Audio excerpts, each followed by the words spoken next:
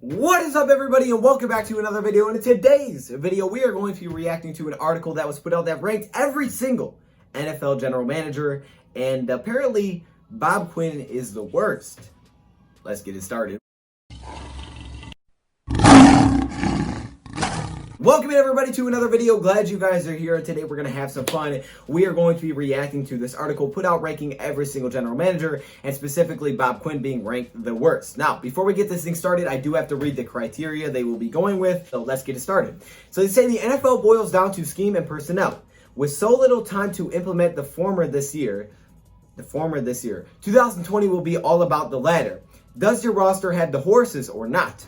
For the purposes of this article, I consider the general manager, that's crazy. General manager to be whomever is believed to have the biggest role in shaping the roster, regardless of who has the official title. I think that's fair. The criteria is the same as always. All front office activity, the players and coaches, to draft picks and contracts is taken into consideration. Past achievements are not forgotten, but recent history is given greater emphasis. Even in a results-based business, the process is vital. Last year's list can be found here. 2018's can be found here. Now, before we get into Bob Quinn's, I want to look at the top ones. They have Bill Belichick ranked number 1. I agree with that. Steelers 2, Chiefs 3, Eagles 4, Saints 5, 6 49ers, 7 Vikings, 8 Seahawks, 9 Bills, 10 Colts. So I just want to look at the top 10 real quick, just to give you guys kind of where they're sitting on that. But we mainly want to focus on this, and that is Bob Quinn being ranked last. Now you're probably thinking, well, it says 30. Well, they did include 2 of them because they are new.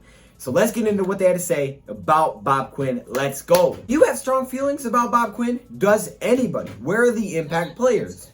I need to be prepared for a low blood sugar emergency. And so do my family, friends, and coworkers. I didn't know that was going to happen, but let's keep it going. Okay, so they say, I'm sorry. Where is the plan other than cycling through people Bill Belichick allowed to walk in free agency? Why was Jim Caldwell fired after back-to-back 9-7 seasons, only to be replaced by Bill Belichick's least impressive mini-me, Matt Patricia? That is just harsh. Nothing has gone right for Caldwell since his Patricia Galaxy brain, with Patricia proving more adept at chasing off talent. Okay, I'm not sure what that means. Did I read that wrong? No, I didn't read that wrong. Darius Slay, Quandre Diggs, then cultivating it. Not that Quinn has been killing it. His 2017 first-round pick, Jared Davis, had just had his 5th-year team option declined. He didn't even bring up T. Stabler, which is crazy to me. Then, because that's like the best, one of the best ones you can make. But okay, Quinn continues to overinvest in the running game to a comical degree. Trey Flowers, Duron Harmon, Justin Coleman, Danny Shelton, Danny Amendola, and literally 8 others. Quinn only seems to be interested in ExPatriots on the trade and free agency markets. How about instead of co-opting someone else's identity, you create your own? Okay, he's coming with some spicy stuff here. This is the Detroit Lions. It's going to take a big thinker to turn things around. Quinn only seems capable of copying someone else's thoughts. Wow. We got a lot to talk about. Now, I do agree with some things. I don't agree necessarily, but I understand where he's coming from, so I'm not going to, go off on everything. I'm not trying to say that he's the best general manager. Like, I can't make that case. I really can't. But there are a few things that I think I do disagree with a little bit, and I think I can make some points against. So let's get into it. Okay, so let's just start off from the top and kind of go through it. Do you have strong feelings about Bob Quinn? Well, kind of. I mean, he's our general manager. I even have shirts that says, "In Bob Quinn we trust." So I trust Bob Quinn. Some people don't, but that is okay. Does anybody? Well, I just said I do. Where are the impact players? All right, let's start with that. Where are the impact players? So I'm assuming, where are the impact players that Bob Quinn has brought in? Well, let's talk about some of the impact players that I just wrote down. Just a couple. Kenny Golladay. I think he's definitely an impact player, one of the best receivers in the league. Trey Flowers, who is a really good pass rusher. I like Trey Flowers. Tracy Walker, I like that addition. Frank Ragnow, one of the best offensive linemen, definitely our best offensive lineman, just to name a few. He says, where are the impact players? So I guess Marvin Jones is one that you could also include. I think there's a pretty long list, but I don't necessarily know what he's saying here, but those are just a couple of impact players. Where is the plan other than cycling through people Bill Belichick allowed to walk in free agency? So where is the plan? Well, I think the plan is to get guys that fit the system. And currently, a lot of those guys that Bill Belichick has had fit the system because it's a very similar system. Why was Jim Caldwell fired after back-to-back 9-7 seasons, only to be replaced by Bill Belichick's leaves in president Matt Patricia? Well, his reasoning, he said Bob Quinn said for firing Jim Caldwell was because he needs to win championships and he's not beating the good teams. And as we've read, Jim Caldwell's record against winning teams was 5-21. So I kind of see why they fired him, but then I also understand your point of saying why would they bring in Matt Patricia? And your reason for that is because obviously his record hasn't been good. So you have a little bit of a leg to stand on there. I just dropped my paper. But at the same time, he's only been here 2 years. Right, 2 years, and one was half of the season without Matthew Stafford. So I don't know, but at the same time, I get where you're coming from because you're thinking, like a lot of fans, 9-7, and now you're 9-22-1. What is he doing? So I just want to hop in and talk about this point just really quickly about something that I read as I was watching this back doing some editing. So as he says, it's Detroit. It's going to take a big thinker to turn things around. Okay, we get that, but then you say, why did you fire Jim Caldwell for Matt Patricia? So my question is, was Jim Caldwell that big thinker? Because was he really turning things around? Because you question why we would fire Jim Caldwell after 9-7 seasons. But is that really turning it around? But this ranking really has nothing to do with Matt Patricia. It's about Bob Quinn. Was the general manager for Jim Caldwell for 2 years, which we know he was selecting different players because it was for a different scheme and a different style. So at that time, was he a big thinker? Because has he always brought in the players that we're bringing in now? That's something I'm just interested to hear. Something I'm just questioning at this point. All right, get back to the video. Nothing has gone right for Caldwell since Patricia Galaxy Brain. Wow, okay, I'm not even sure what that means. With Patricia proving more adept at chasing off talent, Darius Slay, Quandre Diggs, than cultivating it. So he's basically saying, hey, he's better at losing talent than adding talent. I don't agree with that one. I mean, okay, look, you lost Darius Slay. You traded away Darius Slay, so you didn't lose him. But that was an absolute mess of a situation. But I guess that's kind of his point. And the same thing with Quandre Diggs. Then he says, not that Quinn has been killing it. His 2017 first-round pick, Jarrad Davis, just had his fifth-year team option declined. And that was a smart move to decline it. Once again, guys, I had to stop him because, again, I'm confused. So you bring up the Detroit Lions selecting Jarrad Davis, okay? You bring that as, like, oh, this is a bad pick by Bob Quinn. But once again, I'm confused here because he is the general manager. And when he selected Jarrad Davis, it was not for Matt Patricia's scheme. And if you look back at Jarrad Davis's rookie season, he struggled early, but he started to click. And he actually had, like, a stretch where he was one of the top, he graded out as one of the top linebackers in the league. And I think it's because he got comfortable in that defense. Now, that's what he was drafted for, a different scheme. And then when you bring in Matt Patricia, clearly he's going to struggle. So I think that has a lot to do with it. I mean, he's in a bad situation. How many first-round picks that are very scheme-dependent are going to just hop right to another scheme and be perfectly good? Because he's not the same type of player that Matt Patricia is looking for at all. We know this offseason he bulked up to try to get to the size that Matt Patricia looks for the linebackers. He's a completely different style. He doesn't cover well. So for me, again, I'm confused here with what you're saying. Like this, I really don't see how this is a fair argument against Bob Quinn. Their option was just declined. It was, because if they would have accepted that, it would have been terrible with how he's performed. It says Quinn continues to overinvest in the running game. That, I think, is not a good point. Like, I would say maybe he hasn't hit all of the right buttons when it comes to fixing the running game. But what Bob Quinn is trying to do here in fixing the running game is a need, and it's been something that we've needed for a long time. So the fact that he is investing in the running game is something that I really don't agree with. I mean, he should be investing in a running game. Now, you're saying he's overinvesting. I kind of see where you're coming from a little bit. But is he really overinvesting? Like, is he really overinvesting in a running game if it hasn't worked yet? And I may say, well, he's bringing in the wrong guys. But has he really overinvested? He's used 2 second-round pick on running backs, which we haven't seen DeAndre Swift yet, so it's not really fair to use that. So basically, he's used 1 second-round pick on a top running back. Not the top running back in that class, though. He wasn't even the top running back in that class. He's brought in a lot of offensive linemen. He's brought in Frank Ragnow, who's been really good. Taylor Decker, who's been solid. Now he brings in Big V, who we haven't saw yet. Graham Glasgow, who is good. And then he brought in some guys like Joe Dahl, some depth guys. So personally, I don't think he's overinvested in a running game when you need to have a running game to be successful. At least that is their mindset. And now with Darrell Bevell, that is definitely the mindset. To a comical degree, Trey Flowers, Deron Harmon, Justin Coleman, Danny Shell, and Danny Amendola are literally 8 others. Quinn only seems to be interested in expatriates. Now, we know clearly he's brought in other players that aren't expatriates. He's brought in a lot of players that aren't expatriates. But yes, you're making a point here. Trey Flowers, Deron Harmon, Justin Coleman, Danny Shell, and Danny Amendola are all former Patriots. And when I look at those names, I say to you, those are some good names. And a couple of those guys we haven't seen yet. Trey Flowers, he's good. I get it. Some people think he's overpaid. I don't think he is. He's only been here for 1 year, so I got to give him a little bit of time.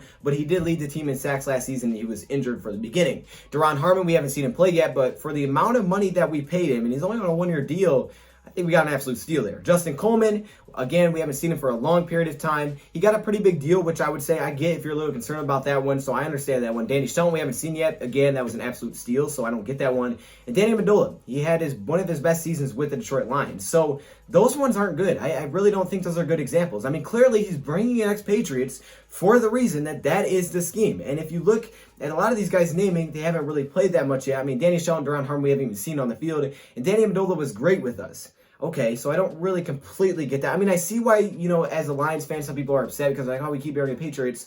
But it makes sense if they fit the scheme, especially when you need to win. Now, you may be saying, well, they need to win because they haven't been successful, which is very true on the trade and free agent market. How about instead of co-opting someone else's identity, you create your own? Well, see, the problem is with that statement is you're saying create your own, which to Bob Quinn, having Patriot ties, his identity is similar to kind of what the Patriots have done. That's why the system is saying, because once you bring in Matt Patricia, and you have to basically go by what Matt Patricia's system is. He is now drafting and trading and signing for Matt Patricia's system and Darrell Bevell's system offensively. That is what he's doing. So bringing in former Patriots, to me, just makes sense. I mean, it just makes sense. He says this is the Detroit Lions. It's going to take a big finger to change things around. He's only capable of copying someone else's thoughts. Now, I just want to touch on a few things just in general about Bob Quinn, because I get some of the points he made. I don't agree with all of them, and I think some of them don't really make too much sense. But, I guess we'll just have to wait and see for a lot of those. But I just kind of want to touch on a few things that Bob Quinn has done for Detroit Lions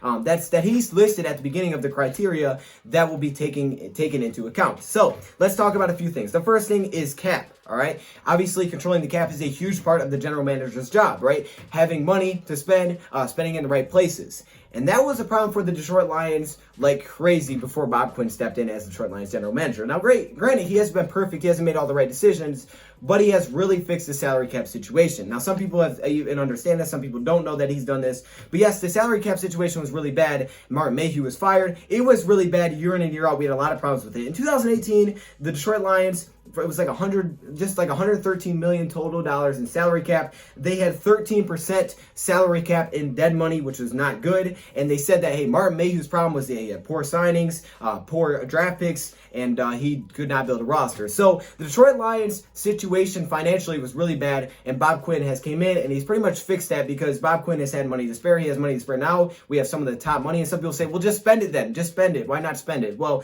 we'll see if he does, but I think right now it doesn't make sense because everything going on, you can't really work out anybody. So we'll see if he does it or not. But I would say for the salary cap situation, he's definitely improved it. Hasn't been the best, but he's definitely improved it. Now, let's talk about draft picks. Now, draft picks aren't everything, but I have done a couple of videos like this before. And this video was not my most popular video, but I do think that this is an important video. So basically, I did a video looking at Bob Quinn's draft picks with the Detroit Lions. And someone said, hey, you should compare these to other general managers, to kind of give us a reference. And I was like, you know what, let's do it. Let's look at some of the top general managers. Now, I did this a couple of months ago. So this was before a lot of the offseason moves the Lions made. So this is before, they let Graham Glasgow walk.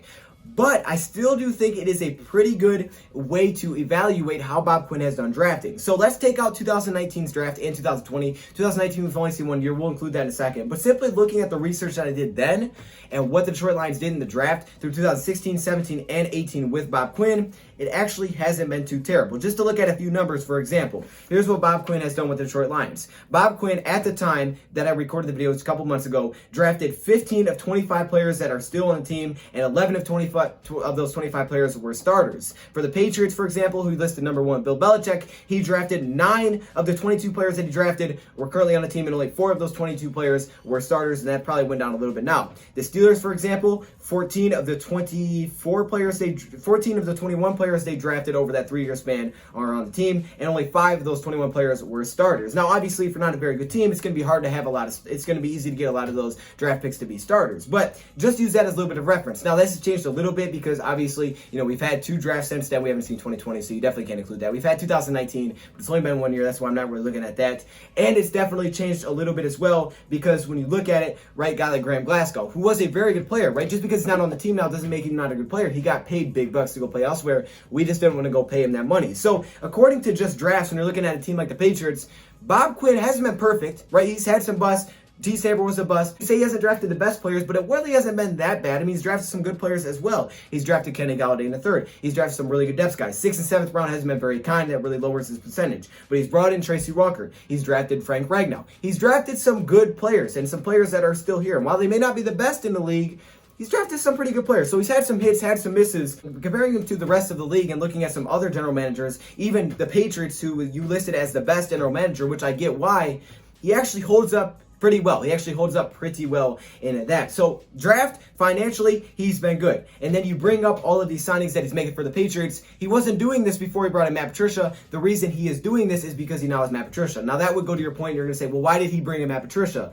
Well, I mentioned it again because he believes they have to win championships and they haven't made enough good teams. Now you may be saying, well, they're not winning games now.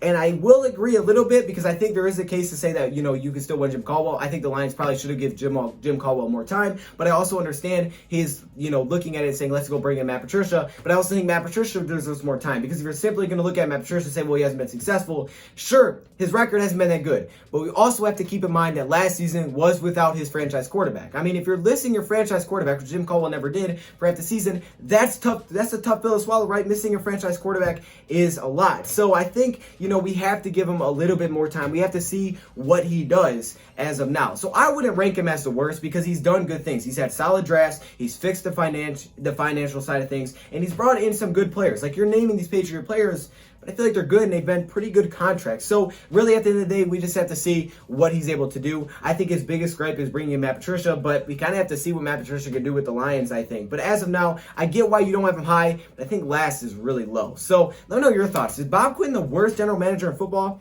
I don't think so, but I also understand why you don't have him in the top half. But man, having him at last is really tough. Let me know your thoughts. Thank you, Brian, for watching, and I'm out.